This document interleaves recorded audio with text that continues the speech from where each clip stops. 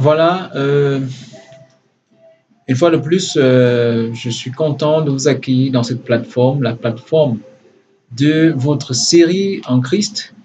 La série en Christ, c'est la plateforme de la découverte, n'est-ce pas, du secret de l'Évangile. Il y a un secret qui est caché dans l'Évangile.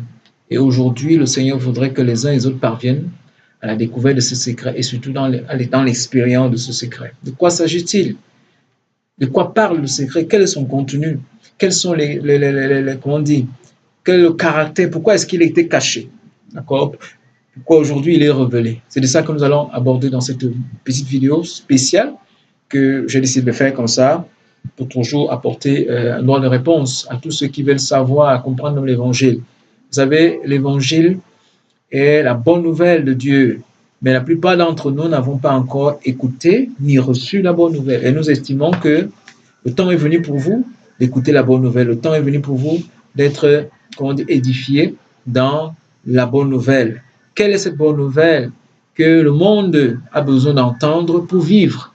Parce que nous disons la bonne nouvelle, c'est une affaire de joie, c'est une affaire de paix, c'est une affaire de réjouissance. Mais combien de personnes au jour encore d'aujourd'hui dans le monde ne sont pas joyeux parce qu'ils n'ont pas entendu la bonne nouvelle?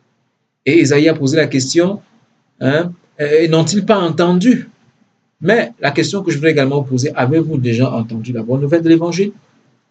Si vous n'avez pas encore entendu la bonne nouvelle de l'Évangile, ceci vous concerne. C'est à vous que cette vidéo est d'abord dirigée. Et à vous également qui voudrez davantage vous entretenir dans cette parole de la vie, la parole de la joie, la parole du royaume. Bon, comme vous le savez, c'est toujours le cadre, n'est-ce pas, de la série des découvertes de l'Évangile que nous faisons, ces vidéos, parce que nous avons vu que la Bible est un livre extraordinaire à cause du message qu'il annonce, à cause des concepts et des doctrines, ou si tu veux, les enseignements qu'il présente. Par exemple, on parle du salut. Tout le monde a besoin de se sauver. Tout le monde a besoin d'avoir la conviction de son salut. Et aujourd'hui, la plupart, 99% de personnes n'ont pas, n'est-ce pas, l'assurance de leur salut, tout simplement parce qu'on ne nous a pas présenté le salut. Bon, le salut parle de ce que Jésus-Christ a accompli à la croix et dont nous sommes dans cette réalité aujourd'hui. Donc, la bonne nouvelle de l'Évangile, c'est la bonne nouvelle de Dieu. Et nous allons donc aller dans les Écritures pour partager dans le cadre de cette série en Christ, n'est-ce pas, le secret. Je vous ai dit qu'il y a un secret dans l'Évangile et je voudrais comme ça continuer à explorer dans une autre, n'est-ce pas, dans cette nouvelle session, toujours tout ce qui concerne le secret. Ça, le secret est vaste. Je vous ai dit qu'il y a un secret qui est caché dans les Évangiles. Et il faudrait que vous parveniez à découvrir ce secret, à comprendre ce secret et se l'approprier afin que vous puissiez marcher dans toutes les vertus, dans toute la puissance qu'il y a dans la connaissance de ce secret. Et nous disons que notre but donc, dans cette communication n'est pas de vous apporter seulement le secret, de vous apporter, n'est-ce pas, des enseignements initiatiques dans le secret. Et nous allons donc voir de quoi s'agit-il. Bon, je vais commencer par lire ce message à partir du verset de... Nous allons lire, n'est-ce pas, 1 Corinthiens chapitre 1, à partir 14. Je rends grâce à Dieu de ce que je n'ai baptisé par aucun de vous, excepté Crispus et Gaius, afin que personne ne dise que vous avez été baptisés en mon nom. Écoutez ce que Paul dit. J'ai encore baptisé la famille de Stéphanas. Du reste, que je sache, je n'ai baptisé personne d'autre. Ce n'est pas pour baptiser que Christ m'a envoyé, c'est pour annoncer l'évangile et cela sans la sagesse du langage, afin que la croix de Christ ne soit pas rendue vaine. Car, verset 18, 1 Corinthiens chapitre 1, verset 18, car la prédication de la croix est une folie pour ceux qui périssent, mais pour nous qui sommes sauvés, elle est une puissance de Dieu. Aussi est-il écrit, je détruirai la sagesse des sages, et je rendrai nulle l'intelligence des intelligents. Où est le sage? Où est le scribe? Où est le raisonneur de ce siècle? Dieu n'a-t-il pas vaincu la folie, la sagesse du monde? N'as-tu pas convaincu de folie la sagesse du monde? Car puisque le monde, avec sa sagesse, n'a point connu Dieu, il a plu à Dieu, dans sa sagesse, de sauver les croyants par la folie de la prédication. Mesdames, Messieurs, je suis en train de continuer avec vous dans le cadre de découverte du secret je parle dans le titre de cette session, la folie, n'est-ce pas, de la prédication. La prédication, c'est le fait d'annoncer, d'expliquer un message concernant une personne. Donc, c'est la présentation solennelle d'une personne par un message, d'accord? Donc, la prédication, c'est l'art de présenter une personne et son œuvre et son titre, d'accord? Et l'apôtre Paul, dans le cadre de cette parole, il dit qu'il n'a pas été envoyé, comme le voyons à partir du verset 16, dans 1 Corinthiens, il n'a pas été envoyé pour baptiser, d'accord? C'est pour annoncer l'évangile. Et cela sans la sagesse du langage, sans les gros mots, sans des mots techniques. Mais nous voyons que Paul utilise quand même des mots très techniques qui méritent, n'est-ce pas, qu'ils soient expliqués. À moins que, n'est-ce pas, nous perdions le sens et le message même que nous devons recevoir pour notre bien. Donc nous parlons de la folie de la prédication. C'est de quoi il s'agit-il ici? Paul parle, n'est-ce pas, du message que Jésus-Christ lui a donné, à savoir que Christ mourait en tant que nous, et l'œuvre qu'il était en train d'accomplir à la croix, c'était pour amener toute l'humanité au salut. C'est pourquoi il dit, la prédication de la croix est une folie pour ceux qui périssent, mais pour nous qui sommes sauvés, elle est une puissance de Dieu. Mesdames, Messieurs, la puissance de Dieu, c'est la prédication de la croix, la prédication de Jésus-Christ crucifié. Jésus-Christ est venu dans ce monde en tant que Messie envoyé de Dieu, prédit, prédestiné pour accomplir à toute l'humanité le salut, pas seulement aux Juifs. Et nous disons le salut de Dieu est disponible par l'évangile. Et cet évangile, Dieu le qualifie de folie parce que c'est par un homme que Dieu sauve les pécheurs. C'est par comment on dit, la faiblesse d'un homme, par l'humiliation d'un homme à la croix, humilié, on l'a presque humilié. C'est dans cette folie-là, c'est pourquoi, parce que les Juifs appellent ça folie. Comment un homme qui prétend avoir usurpé le titre de Dieu peut sauver un homme? Pourquoi il ne s'est pas sauvé lui-même? Vous voyez la folie.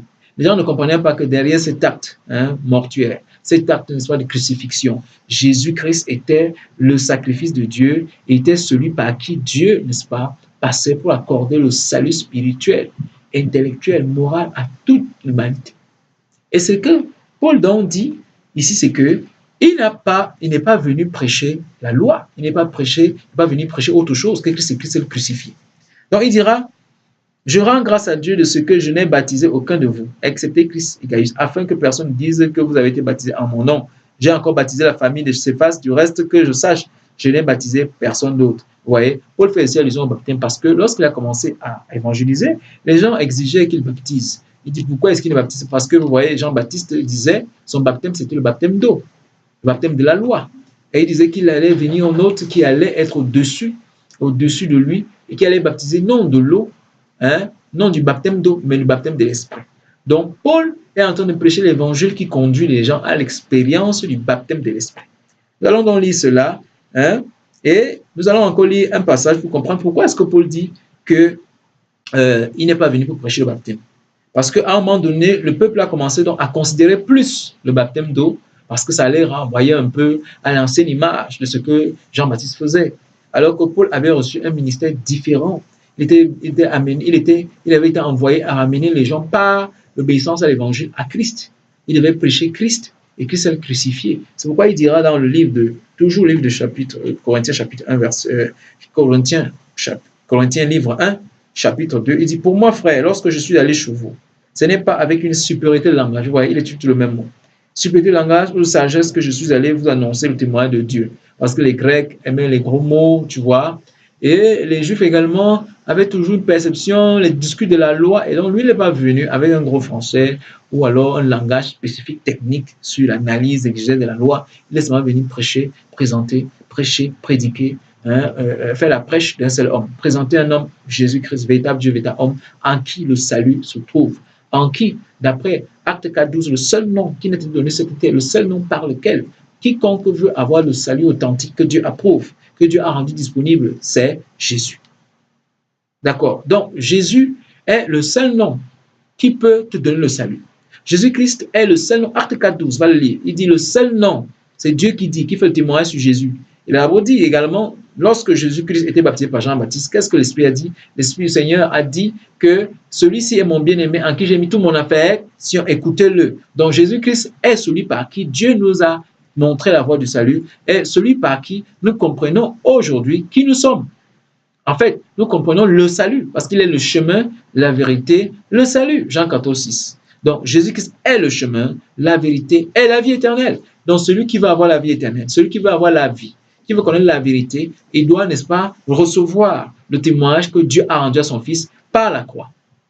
Et ce témoignage, maintenant, nous est rapporté au moyen du discours qu'on appelle l'évangile, la bonne nouvelle, par, n'est-ce pas, l'apôtre Paul. L'apôtre Paul dit donc qu'il lui a été présenté, il lui a été donné comme mandat, comme mission de présenter non pas les règles, n'est-ce pas, judaïques, mais la condition unique, celle de recevoir Christ, la folie, n'est-ce pas, de ceux qui croyaient qu'on peut obtenir le salut par leurs propres œuvres. Donc, mesdames, messieurs, vous êtes en train d'écouter votre série en Christ. Et nous sommes là en train de faire une émission spéciale, une session spéciale.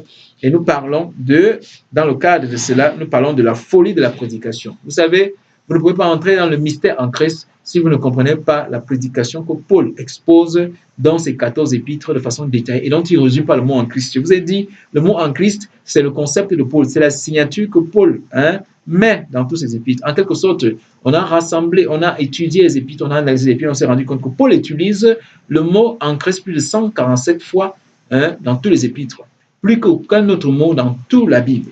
Vous n'allez jamais ouvrir un livre dans l'Ancien Testament et voir une répétition dans un seul paragraphe du mot en Christ.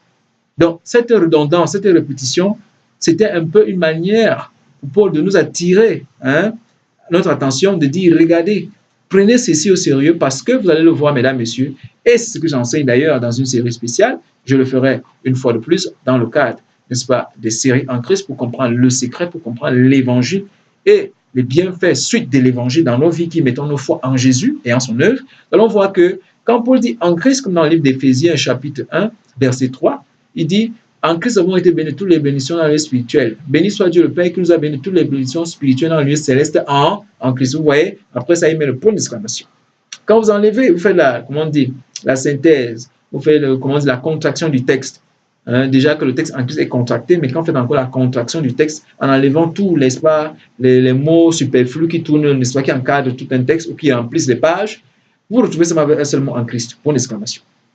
Vous allez maintenant voir qu'à partir du verset 4, Paul dit en lui, nous avons été prédestinés. Donc, nous disons que nous avons découvert par la lumière que ça nous a accordé et qui nous a donné de comprendre la Bible et d'être à l'aise. Et j'espère que vous allez aussi également comprendre et saisir le même secret. C'est que Paul pose le fondement en Christ.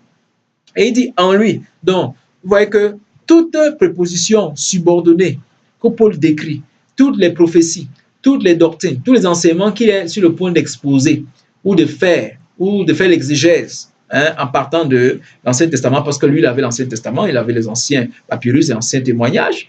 Donc, nous voyons qu'en Christ est comme la proposition principale. Et toutes les autres propositions sont les propositions subordonnées. C'est pourquoi en Christ, 2 points. C'est comme ça que nous sommes en train de lire la Bible, parce que nous sommes en train d'écrire une Bible justement en Christ. Et nous rendons compte que chaque fois que Paul dit en Christ, il est sur le point de faire une très grande déclaration importante. Donc faites attention, quand vous dites en Christ, vous allez voir que la phrase qui suit, c'est les choses parfaites. C'est pourquoi on a décrit, n'est-ce pas, les épîtres pauliennes comme les épîtres de la perfection. Les épîtres de prison sont le dévoilement de la perfection de Christ dans son œuvre et dans sa personne. Jésus-Christ est véritablement Dieu, véritablement homme. C'est ce que Paul dévoile et explique. Il dit qu'il est né, selon Romains chapitre 1, il dit qu'il est né de la postérité de David. Donc, déclaré fils de Dieu par la puissance de la résurrection. Donc, Jésus-Christ est Dieu, fils de Dieu, par l'incarnation, par rapport à la mission qu'il voulait faire, qui était d'amener maintenant l'exécution, le plan de Dieu éternel, qui était de faire toute l'humanité un seul homme. Nous sommes en train de dire que Jésus-Christ, donc, est le secret de Dieu, si tu veux comprendre le salut. Et son œuvre est la confirmation de ce que Dieu est amené à l'existence. De telle manière qu'aujourd'hui, quand nous avons l'évangile, nous avons la face cachée, le décryptage du bois, le décryptage de ce qui était fait à la croix. Donc, vous ne pouvez pas entrer dans l'esprit du salut, dans ses effets, parce que le salut est consommé. Retenez bien ces mots. Le salut est consommé. Le mot consommé veut dire qu'il n'y a plus rien à faire. Jésus-Christ, en lui seul, a satisfait tous les gens de Dieu et nous a apporté le salut. Donc, il est lui-même le salut. Donc, quand on dit la prédication de la folie de la prédication, c'est que les Juifs demandent les miracles et les Grecs cherchent la sagesse. Nous prêchons Christ crucifié, scandale pour les Juifs et folie pour les païens. Mais puissance de Dieu et sagesse de Dieu pour ceux qui sont appelés tant Juifs que Grecs. Car la folie de Dieu est plus sage que les hommes. Et la faiblesse de Dieu est plus forte que les hommes. Et là, monsieur, il est en train d'expliquer, donner ici le caractère sacré, mystique, mystérieux, du salut de l'humanité par un seul homme. Donc, cela est folie un peu pour les Juifs de croire que, attends, il se prenait pour Dieu, il se prenait pour ceci, voilà qu'il est mort. alors que c'est eux qui l'ont tué. Je vous ai dit, Jésus-Christ a été tué par le complot des Juifs. C'est les Juifs qui l'ont tué. Les Juifs vous tueront toujours chaque fois que vous allez vouloir parler de Christ. Parce que pour eux, Christ c'est la pire des hontes. Tu vois, ils ne pouvaient pas s'identifier à quelqu'un comme ça avec les pieds, ils disent que non, non. Donc, ils disent que non. Et ils ont allé voir c'est pas Pilate, ils ont dit qu'il a dit qu'il est fils de Dieu. Et Pilate a dit non, j'ai écrit ce que j'ai écrit. Tu vois, il voulait falsifier le témoignage de Jésus. Jésus a dit, je suis, n'est-ce pas, le salut, je suis la vie, celui que le Père m'a envoyé. Vous ne me reconnaissez pas. Celui qui m'avait vu le Père, je suis venu accomplir les œuvres de mon Père, pas mes œuvres. Donc, l'œuvre de la croix, c'était l'œuvre du Père qui était accomplie dans le Fils pour amener dans le règne de l'humanité le salut. Donc, le salut, mesdames, messieurs, par la folie de la prédication, est disponible. Donc, à moins que vous deveniez fou, selon Paul, vous êtes, n'est-ce pas, un insensé devant Dieu et vous êtes privé de la grâce de Dieu et vous serez privé de l'esprit du salut. Donc, mesdames, messieurs, c'est important de pouvoir donc revenir. C'est pourquoi je dans la série en Christ, dans le développement du secret sacré, il était important de revenir sur l'évangile, qui est une prédication, n'est-ce pas, folle pour les Juifs, n'est-ce pas, quelque chose qui ne tient pas. Comme certains disent que ça ne tient pas dans votre tête. Comment un homme, un vulgaire homme, bandit, peut me sauver? Oui, mesdames, messieurs, c'est comme ça. Il fallait qu'il soit bandit parce que les hommes étaient bandits. Il fallait qu'il soit désigné pécheur. D'après la prophétie, Jean 1, 29, voici un que le péché du monde. Jésus est devenu le péché. 2 Corinthiens 5, 21. Il est devenu le péché. Il a incarné le péché. Il a incombé sur lui tout le péché qu'Adam, n'est-ce pas, avait entraînant l'humanité. Et il mourait donc en tant que nous. Il mourait en tant que toute l'humanité. Et c'est ça la folie parce que vous ne comprenez pas. Et nous ne comprenons pas. Nous acceptons seulement parce que c'est Dieu qui explique. Et je vous ai souvent dit que le secret, comme je le dis pour la première fois pour vous, mais écoutez qui me regardez, c'est que le secret, c'est comprendre que Dieu est tellement sage et puissant pour accomplir avec toutes les stratégies qui sont les siennes pour amener à exécution ce que lui a arrêté. Quand Dieu a arrêté quelque chose, rien ne peut l'empêcher. Donc, le moyen le plus efficace où Dieu était sûr que son plan allait s'accomplir de façon certaine, sans hésitation, sans rater, c'était Christ lui-même. Donc, Christ était la seule personne qualifiée qui pouvait apporter le salut à l'homme. C'est pourquoi Paul maintenant dit que quand nous venons post-résurrection, nous comprenons maintenant que les événements de la croix, c'était pour amener l'humanité dans la position que le Saint-Esprit décrit aujourd'hui et atteste aujourd'hui, n'est-ce pas, par l'évangile et dans nos cœurs, par la vertu de ce témoignage, dans nos cœurs, le salut. Le salut est une position. Christ a accompli l'œuvre. Après, n'est-ce pas, l'œuvre accomplie, qu'est-ce qui suit? Le salut, c'est pourquoi nous avons été délivrés. Le salut n'est pas quelque chose qu'on doit faire pour être ou pour obtenir. Christ, en sa mort, a amené toute chose à sa fin, détruisant le péché, la source de toute condamnation, annulant également l'effet de la loi, parce que si les raisons pour lesquelles on doit condamner quelqu'un n'existaient plus, la loi n'a plus de sens, elle n'existait plus. Donc Jésus est devenu le péché, il a aboli le péché, donc la loi elle-même elle a aboli. Parce que la chose qui donnait la vie à la loi, qui donnait, n'est-ce pas, la légitimité à la loi, le péché est détruit. Mesdames, messieurs, le péché étant aboli en nous, n'est-ce pas, en Christ, nous étions, c'est nous le péché. Toute l'humanité en Jésus faisait de lui le péché. C'est pourquoi la prophétie de Jean 1, 29 s'accomplit. Paul l'explique avec 2 Corinthiens 6, 21. Il dit que lui qui n'a pas connu le péché, Dieu l'a fait devenir le péché. Donc, comment est-ce que le péché a été ôté du monde, du cosmos, de la réalité de l'esprit des hommes? Jésus est devenu le péché. Afin que nous devenions justice en lui. Donc, le mot, c'est en lui, en Christ. Donc, le mystère en Christ, c'est le mystère qui révèle comment Dieu a résolu le problème du péché, a résolu le problème de l'identité, a résolu le problème de la position de l'homme devant Dieu et de tous les droits que l'homme avait perdus. Alléluia. Tout cela a été résolu en Christ. Donc, nous disons, c'est important que vous parveniez à cette vérité. Et nous disons, c'est le secret. Nous disons donc que la prédication de la folie cache en lui un secret. Et ce secret, c'est que quand vous allez voir, regarde comment Paul explique le secret. Dans la première phase de dévoilement du secret, il explique dans 1 Corinthiens 15, l'évangile, nous allons le lire, il dit que l'évangile, il dit, lisons d'abord ceci. Car je n'ai pas eu la pensée de savoir parmi vous autre chose que Jésus-Christ et Jésus-Christ crucifié. Vous voyez, la prédication de la folie, n'est-ce pas, parle de l'œuvre de Jésus-Christ accomplie par sa propre personne. En tant que vicaire, en tant que représentant de toute l'humanité, il a accompli une œuvre merveilleuse, solennelle, par laquelle quiconque veut être sauvé, quiconque, n'est-ce pas, veut prétendre entrer dans une relation vivante avec Dieu, ayant tous les droits comme Jésus, il doit accepter ce message. Or, le message, ce n'est rien d'autre que l'événement de l'Eucharistie. Donc, il y a un lien direct entre le message et ce qui a déjà été fait. Le message ne crée pas, ne mène pas Jésus à mourir, n'amène pas Jésus à la croix, mais le message nous informe de ce qui a déjà été fait et l'issue de ce qui a été fait. L'issue ou l'apogée de ce qui a été fait, c'est que Jésus-Christ a réconcilié toute l'humanité avec lui-même et avec Dieu. Donc, conséquence juridique, doctrinale, spirituelle, c'est que je ne suis plus condamné parce que la cause, les preuves, n'est-ce pas, les preuves palpables qui me condamnaient en moi ont été détruites. Le péché a été détruit avec Jésus-Christ à la croix. Jésus-Christ, nous étions en lui et en mourant, il a détruit le péché. Maintenant, messieurs, c'est un mystère, c'est un secret qui est maintenant expliqué. C'est pourquoi nous disons que cet aspect caché-là, c'est ça qu'on appelait le secret.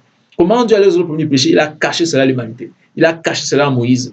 Si Moïse avait compris cela, il n'allait pas comprendre que les gens peuvent être justes par la loi. Même les gens qui essayaient d'obéir à la loi allaient comprendre qu'on ne peut pas devenir juste par la loi. Mesdames, messieurs, nous allons nous arrêter là et nous allons continuer à voir. Nous parlions de la folie de la prédication, n'est-ce pas, de Jésus-Christ. Et Paul dit, je ne veux savoir, je n'ai eu la pensée de savoir. Donc c'est un savoir. Mesdames, messieurs, il y a un savoir. Ce savoir est une folie. Celui qui a ce savoir faux, fou, ou savoir folie, permettez, c'est un néologisme que je crée, c'est un savoir folie, est plus sage que les hommes qui pensent qu'ils peuvent être justes par la loi.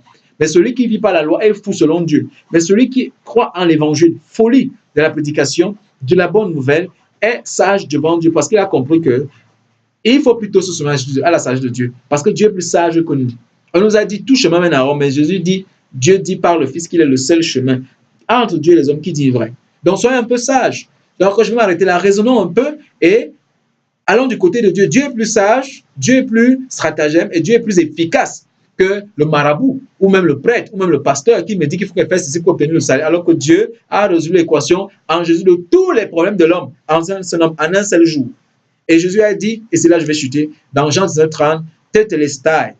Tetelestai, qu'est-ce que ça veut dire? Nous allons parler de ça la prochaine fois. Et c'est là, dans cette Tetelestai, que se trouve dans la révélation, n'est-ce pas, de la folie de l'événement de la croix qui était hissée, n'est-ce pas, en spectacle et en scandale pour certains, c'est un rien. Mais derrière ces rires, mesdames, messieurs, c'est la dernière fois qu'ils ont ri parce qu'en réalité, ils avaient ri, mais ils ne comprenaient pas que Dieu lui se réjouissait. Dieu n'a pas ri, Dieu a pris l'affaire là au sérieux. Donc le rire que vous pouvez avoir à la croix est votre propre perte. Mais vous devez être sérieux, vous devez plutôt vous réjouir, non rire, mais vous réjouir de la folie de la prédication par laquelle Dieu se plaît à sauver les païens, mesdames, messieurs, comme vous le dites. Nous allons donc revenir là-dessus, nous allons poursuivre, n'est-ce pas? Souvenez-vous, nous parlions du secret en Christ. Et l'un des secrets en Christ, c'est que la croix de Jésus-Christ, n'est-ce pas, a sauvé, m'a déjà sauvé. Donc, m'appuyer ce message, c'est être sage. Refuser ou renoncer à ce message, c'est être plus fou que le fou qui marche nu là-dedans. Donc, soyez sages, n'est-ce pas? Écoutez l'évangile, soumettez votre intelligence à l'évangile et vous verrez que tout ce que vous appelez folie sur Dieu nous, comment on dit, nous sauve, nous édifie, nous apporte ce que nous pensons comme sagesse ne peut pas nous apporter, c'est-à-dire le salut. Portez-vous bien et nous nous retrouvons incessamment dans un prochain épisode pour continuer à parler de cela. Le secret sacré en Christ dans la folie de la prédication.